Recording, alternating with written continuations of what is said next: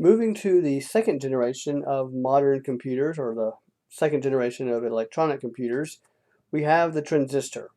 This is the technology that the second generation will run on, and it was developed in the early 1950s. So we're moving forward about 10 or 15 years. The transistor is going to accomplish the exact same purpose as the relay and the vacuum tube in previous generations, and that is to hold a 1 or a 0. And I'm going to show on the next screen kind of how that works.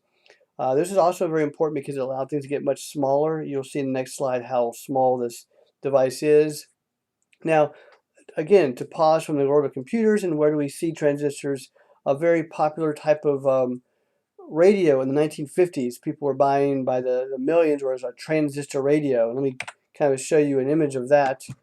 You may have seen pre-transistor radios on the left here. These are these old radios from the 1930s and 40s. It's very similar to what you may have seen in A Christmas Story when Ralphie is listening to little Orphan Annie on these old radios. The reason they're that large is because they're full of vacuum tubes, just like the previous generation of computers. So in the 1950s, they developed transistors for computers, obviously, but it had many other uses of them, and many other uses in other types of devices. And here you see the transistor radio and how much smaller and portable it could be. Now, how does it actually work? Well, remember, just like the relay, there are three kind of wires, so to speak. In the relay, you have one wire that controls the larger 220 voltage, remember, in the air conditioner example. Well, here you have the three legs again, or the three pins, and instead of turning on a light, instead of activating an electromagnet, what is this middle wire doing? Well, this is represented in this little diagram. Let's imagine this source and this drain and this gate are the three pins. The three black areas are the three pins.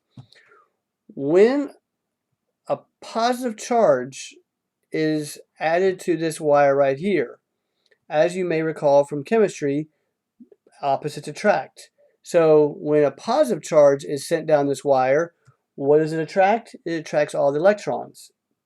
So all of the electrons all go to this as close basically as they can get. When all these electrons move up into this area, it forms a bridge and electricity can now flow through here. When this is turned off, these electrons just go everywhere again, all throughout this orange area, and it's not strong enough to create a bridge. So let's kind of look at see what they accomplished here. Instead of moving a magnet up and down, or moving a spring-loaded device, or turning on a vacuum tube on and off, the only thing that moves, so to speak, are electrons. And electrons move very, very quickly. Moves at the speed of light, basically. That's how electricity works. So basically, you now have devices that can be turned on and off very, very quickly. If you think about it, the relay mechanically had to go up and down, up and down. The vacuum tube, the light had to come on and off, on and off.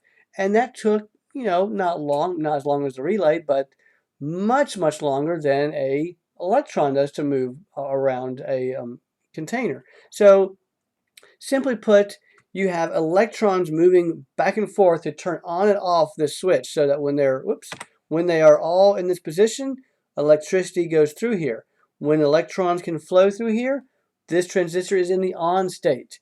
When this is turned off, the transistor is in the off state. So we still have that binary storage of data that we're going to use again in the future. You're going to kind of see how this actually gets used to hold numbers and perform calculations. But just right now, understand that we have a new device called the transistor.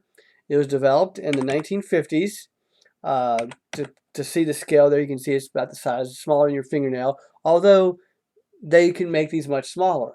And as you'll see in future generations, they will also use transistors, but on a much smaller scale, and we'll get to that shortly. But for now, the transistor from the early 1950s, it moves electrons back and forth, and that's how it turns on and off this connection to indicate either a 1 or a 0 or on or off, depending on your terminology. But that is the second generation, called the transistor, from the 1950s. There was not a particular computer you need to write down about this, because many computers of the 1950s used transistors. So I don't have one particular computer you need to write down. But just remember the transistor from the 1950s.